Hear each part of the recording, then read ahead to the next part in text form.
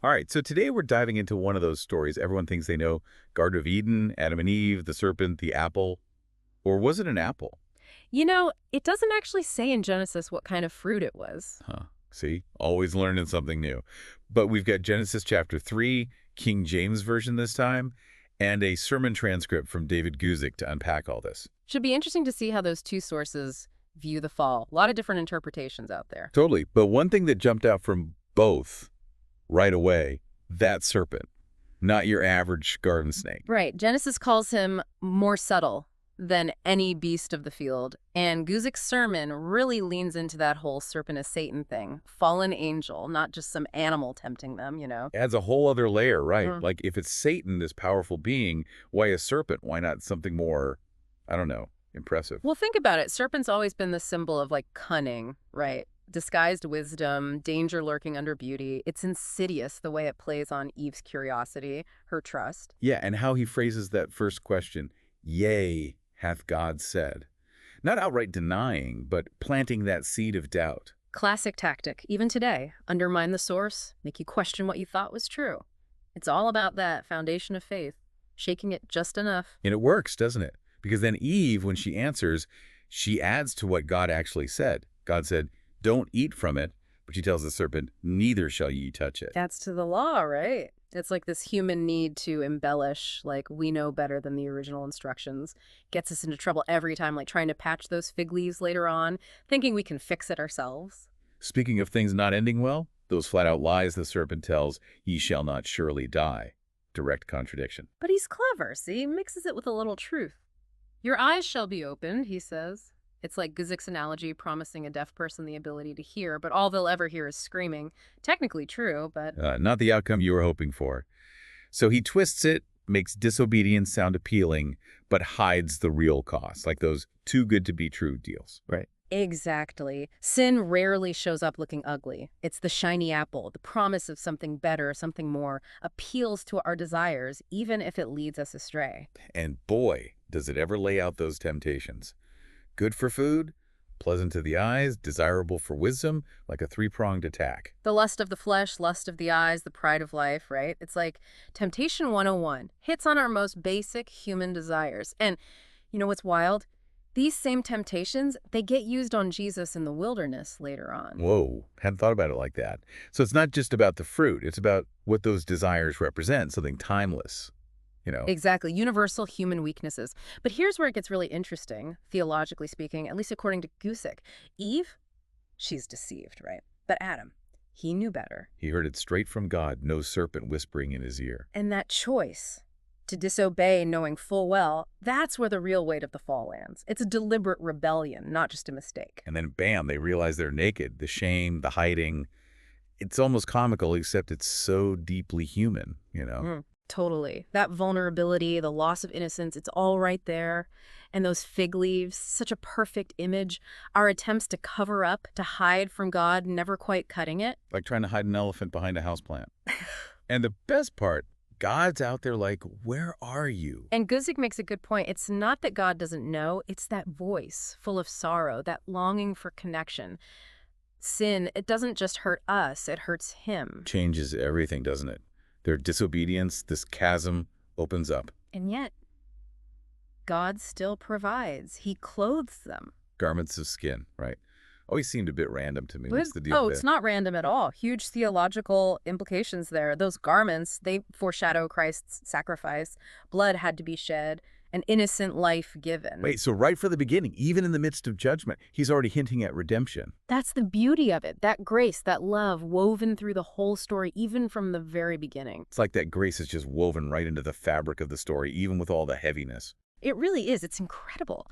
And, it's like Guzik says, that hiding thing, it's not just Adam and Eve, right? We still do it.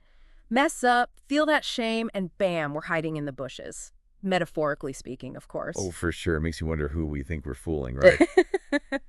God's not surprised by our hiding skills. Not at all. But it's like that question, where are you? It's not about literally finding us. It's that invitation, that open hand saying, come on, let's talk about it. Instead of all the mental gymnastics of, if I don't look, it's not there. Exactly. Though that does bring up a big one, doesn't it?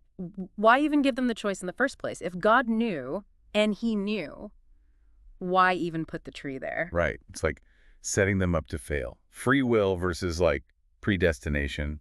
Always a brain twister. Yeah. What you make of all that from these sources? Yeah, it's a tricky one for sure. But Guzik seemed to land on that whole foreknowledge doesn't equal forcing idea, you know? Like, God created us to love him, but love has to be a choice, right? Can't force that. Yeah. So it's more like giving us the freedom to genuinely choose him, even if it means we might also choose not him. Exactly. And those consequences, they were a big part of the text, weren't they? Pain in childbirth, toil in the fields, thorns and thistles, the whole 9 yards. Creation itself feeling the weight of that choice.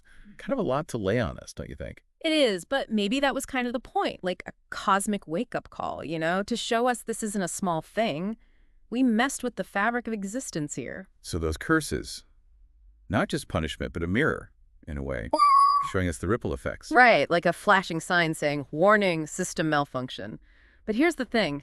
Even with that brokenness, we still see God's faithfulness. Yeah, He doesn't just walk away from the mess. Right, there's that promise, that seed that will crush the serpent's head. Genesis 3.15, yeah, the proto-evangelium, the first whisper of the gospel. Right there in the middle of the consequences, this glimmer of hope. Like, okay, it's messed up, but I've got a plan. And I always loved that imagery, serpent gets his head crushed, but Messiah, just a bruised heel. It's powerful, isn't it? Like, yeah, evil might get his licks in, cause pain, but the victory, that's final, decisive.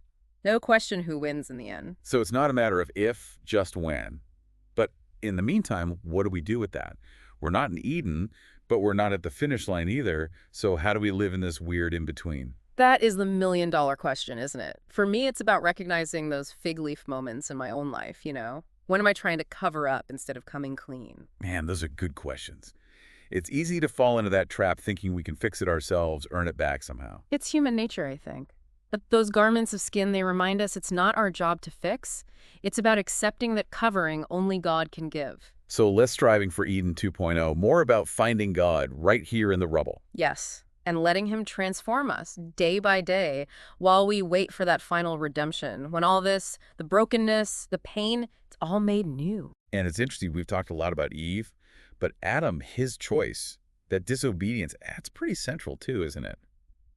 Yeah, he kind of gets off easy in a lot of the retellings, Like Eve was tricked, but Adam, he knew better. Absolutely. And that's huge theologically. It's not just about the fruit, right? It's about the heart behind it. Eve, she's deceived, but Adam, he's straight up rejecting what he knows is true. More of a calculated risk then. Less oops and more I'm doing it anyway. Exactly. And that's where you get that whole original sin concept. Romans 5.12 talks about sin and death entering the world through Adam. It's not just that he messed up, it's that his choice, it broke something fundamental. Okay, hold on, back up a bit.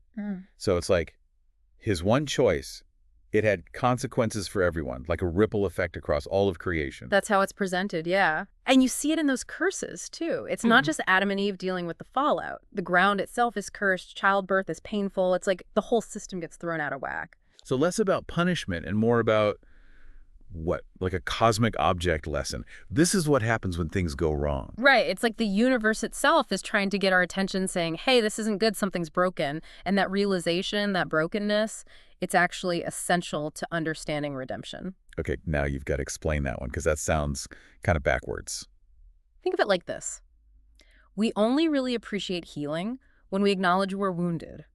Hey, if you don't know you're broken, you won't seek fixing. So those curses, those consequences, they're like the mirror, showing us what needs to be healed. Exactly.